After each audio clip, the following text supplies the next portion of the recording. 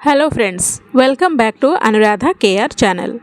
कई महिलाओं को लगता है कि दूसरी बार प्रेग्नेंट होने पर पहली बार जैसे ही लक्षण और परेशानियां होती है, लेकिन ऐसा नहीं है। कई मायनों में आपकी दूसरी प्रेगनेंसी अलग होती है।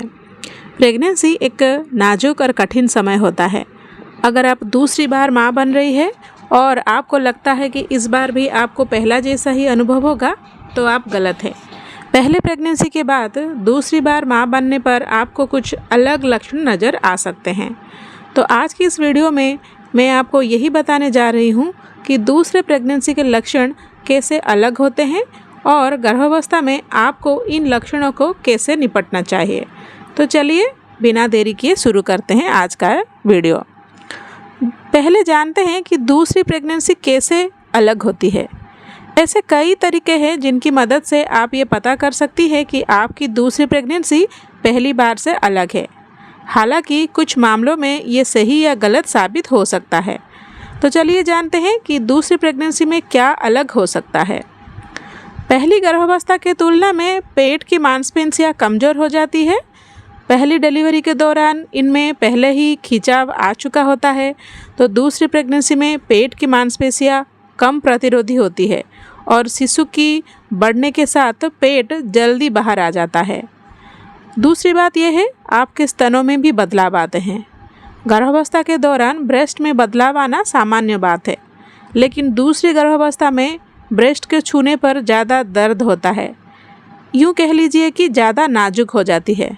स्तनपान के दौरान ये ज़्यादा संवेदनशील हो जाते हैं और निपल्स में भी ज़्यादा दर्द हो सकता है।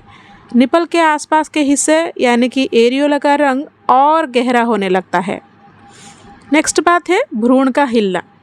पहली बार माँ बनने पर आपको पता होगा कि शिशु कब किक या फिर मूव करना शुरू करता है और इसका क्या एहसास होता है। वहीं दूसरी गर्भावस्था में शिशु जल्दी किक और मूव भी कर सकता है। नेक्स्ट बात है संकुचन महसूस होना। पहली बार की तुलना में सेकंड प्रेगनेंसी में आपको संकुचन जल्दी महसूस हो सकता है। ये संकुचन इस बात का संकेत है कि शरीर खुद को डिलीवरी के लिए तैयार कर रहा है। आपको डिलीवरी के बाद का संकुचन भी महसूस हो सकता है। नेक्स्ट है कि डिलीवरी का टाइम कम हो जाता है। क्योंकि आपका शरीर पहले से डिलीवरी की प्रक्रिया से गुजर चुका है, इसीलिए दूसरी बार में सर्विक्स को चौड़ा होने में कम समय लगता है। पहली डिलीवरी में दर्द लगभग 8 घंटे तक रहता है, जबकि दूसरी प्रेगनेंसी में 5 घंटे तक दर्द रह सकता है। इसके अलावा जो महिलाएं दूसरी बार प्रेग्नेंट हुई हैं, हो सकता है कि उन्हें इस बार ज़्यादा थकान महसूस होती है।